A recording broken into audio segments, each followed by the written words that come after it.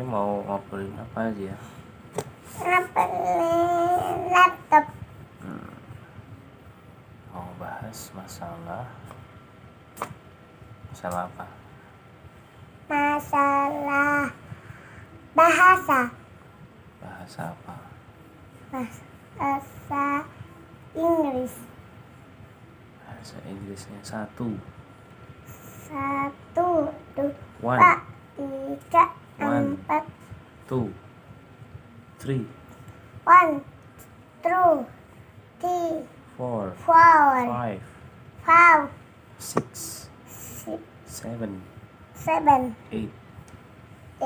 6, 6, 7, 7, 8, 8, 9, 9, 10, 10, 11, 11, 12, 12, 13, 13, 14, 14, 15, 15, 16, 16, 17, 17, 18, 18, 19, 19, 20, 21. Terus 21,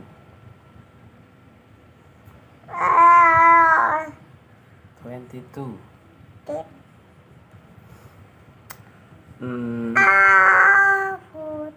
Oh.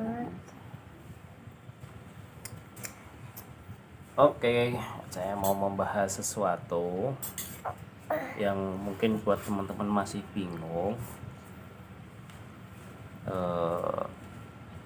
Allah mau itu Permen karet. mau Jadi ini buat besok.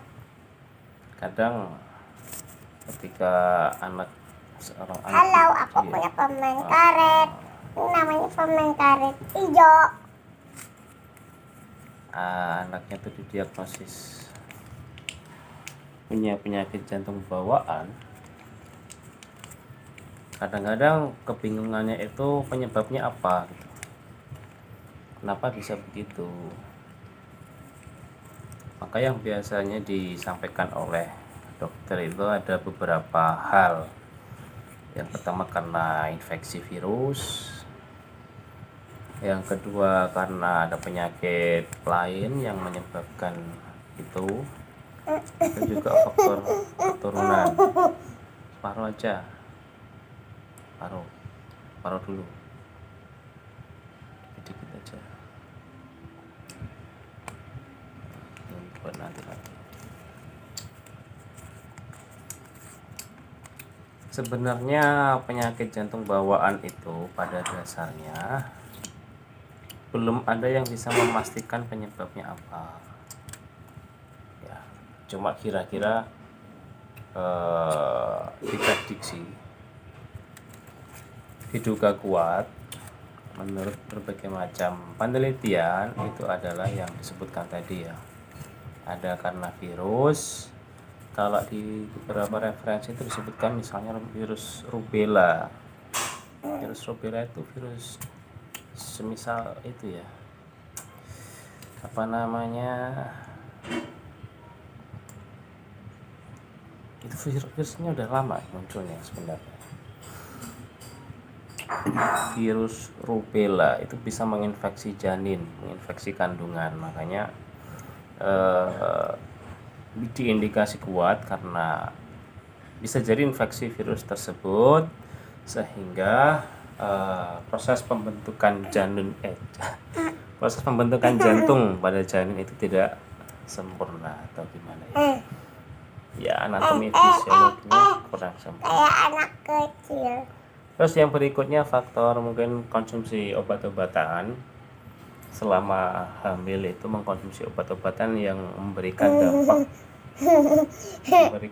negatif kepada janin.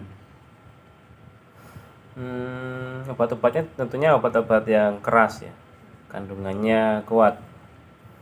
Kalau disebutkan dalam referensi itu ada misalnya ACE inhibitor, ada juga kolesterol golongan obat kolesterol golongan statin. Apa itu? Ya, kurang lebih intinya obat-obat yang keras. Makanya di dalam label obat itu selalu disebutkan harus dengan rekomendasi dokter, jangan asal beli sendiri kemudian dikonsumsi sendiri. Dan juga nggak kalah perlu diperhatikan juga obat jerawat misal. Bahkan obat jerawat juga bisa menimbulkan infeksi kepada janin, bukan infeksi ya, menimbulkan dampak kepada janin. Makanya beberapa lotion jerawat skincare itu ada yang sampai menyebutkan aman bagi ibu hamil dan ibu menyusui. Pilih yang itu, jangan pilih yang belum jelas apakah aman apa tidak bagi ibu hamil dan ibu menyusui. Kemudian ada penyebab lain yang bisa diperhatikan, itu adalah faktor penyakit yang dialami oleh ibu, misalkan diabetes. Itu juga bisa memberikan dampak yang berpotensi memberikan dampak kepada janin. Dan juga misalkan kebiasaan atau pola hidup yang kurang baik, misalnya suka minum minuman yang tidak baik, minum alkohol, bukan minum alkohol, minum minuman beralkohol, memabukkan, merokok dan sebagainya. Kemudian faktor keturunan. Makanya ketika ini dulu didiagnosis penyakit jantung, kita langsung melacak ke atas, ke orang tua, ke kakek, nenek dan seterusnya, apakah ada yang punya penyakit jantung. Ternyata tidak ada. Berarti faktor penyebabnya adalah selain keturunan. Tapi tidak menurut kemungkinan kalau ada keluarga yang memiliki penyakit jantung juga bisa jadi akan menurun ke anak atau cucunya, tergantung dominan atau tidak. Lupa. Ada beberapa ciri-ciri anak itu bisa diindikasikan punya penyakit jantung bawaan. Kemarin ada seseorang yang bertanya lewat WhatsApp. Dia mengirimkan hasil diagnosis anaknya yang awalnya diagnosisnya itu mengenai penyakit yang diderita, yaitu pneumonia ya. Ada infeksi saluran pernafasan atas karena tertular virus influenza seterusnya. Cuma dari dokter setelah diperiksa kok ada, kata dokternya itu ada suara lain di jantungnya. Disebutkan ada suara murmur. Ya memang suara murmur itu salah satu indikasi adanya potensi adanya kemungkinan penyakit jantung bawaan, entah itu ASD, PSC atau TOF. Itu perlu dipastikan melalui pemeriksaan ekokardiografi. Adapun gejala yang bisa orang tua waspadai kalau anak itu memiliki potensi dengan jantung bocor adalah misalkan kesulitan dalam bernafas atau nafasnya itu cepat, ngos-ngosan, mudah lelah, kalau keringetan itu berlebihan, terus makannya susah. Kalau masih bayi ya minum susunya juga susah, sedikit-sedikit terputus, minum lagi terputus. Kenapa? Karena di dalam saluran nafas dan saluran makanan itu kan ada katup namanya epiglotis itu ya. Itu bekerjanya kan bergantian, tidak bisa makan sambil menghirup udara, itu berbarengan, itu bisa berpotensi tersendat. Makanya ada katup itu yang bisa memisahkan mana dulu, makan dulu atau minum dulu. Kalau masuk kedua-duanya berpotensi masuknya ke paru-paru, itu berbahaya. Makanya kalau anak dengan jantung bawaan itu biasanya karena oksigennya itu dia bernafasnya susah, jantungnya memompa darah bersihnya juga susah, biasanya nafasnya ngos-ngosan.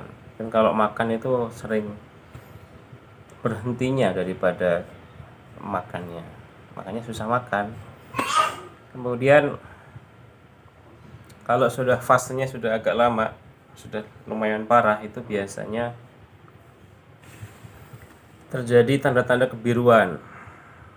Biru itu karena kurang oksigen, atau istilah medisnya sianosis. Itu ada di bibir, ada di kuku, ada di bagian jari-jari tangan, jari-jari kaki. Itu biasanya berwarna biru karena oksigennya kurang.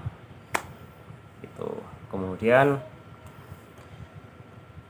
kalau ya anak itu ketika umur 0 sampai setengah tahun atau bahkan sampai setahun, biasanya kondisi berat badannya masih agak stabil, bisa naik. Tapi setelah itu, jika kondisinya semakin parah, biasanya terjadi penurunan berat badan yang cukup drastis. Itu juga perlu diwaspadai. Kemudian satu hal yang perlu diperhatikan adalah yang berpotensi, sangat berpotensi itu anak mudah lelah. Anak mudah lelah, kemudian makannya susah, kemudian apalagi ada kebiruan itu kalau sudah lumayan parah dia akan semakin biru. Nah, kemudian yang tidak kalah penting untuk memahami apa saja pemeriksaan yang akan dilakukan di rumah sakit untuk mengetahui apa yang dialami oleh anak kita, terutama soal jantungnya. Pada dasarnya, kalau menemui tanda-tanda tadi itu, segera bawa ke dokter jantung. Atau kalaupun bukan dokter jantung, ya dokter anak. Kenapa?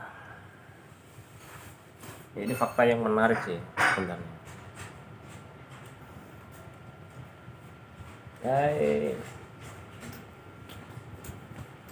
Dulu kami memeriksakan anak kami itu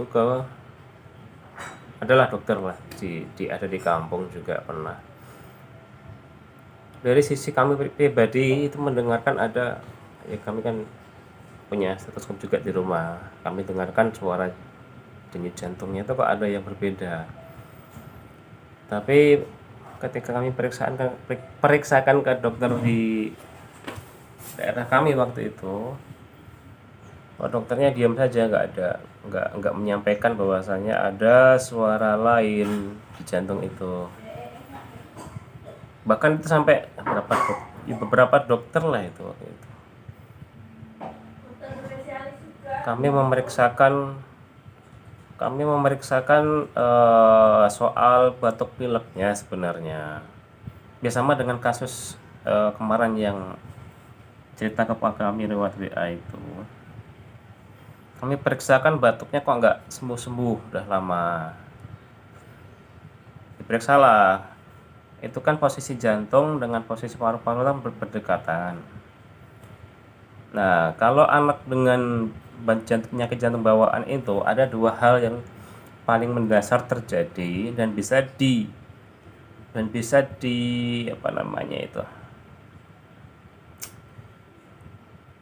pemeriksaannya itu bisa didapatkan data melalui auskultasi, mendengarkan itu pakai stetoskop. Itu ada dua hal, suara jantung terus denyutannya. Suara jantung itu juga posisi jantungnya juga termasuk ya. Suara jantungnya itu ada suara tambahan lain. Kalau istilah kita itu kan ada loop dup itu kan. Suara jantung mengisi dan suara jantung memompa. Kemudian ada suara ketiga di antara itu. Kalau istilah suaranya kalau penyakit jantung itu disebut murmur. Tapi kalau saya dengerin itu suaranya kayak suara desiran air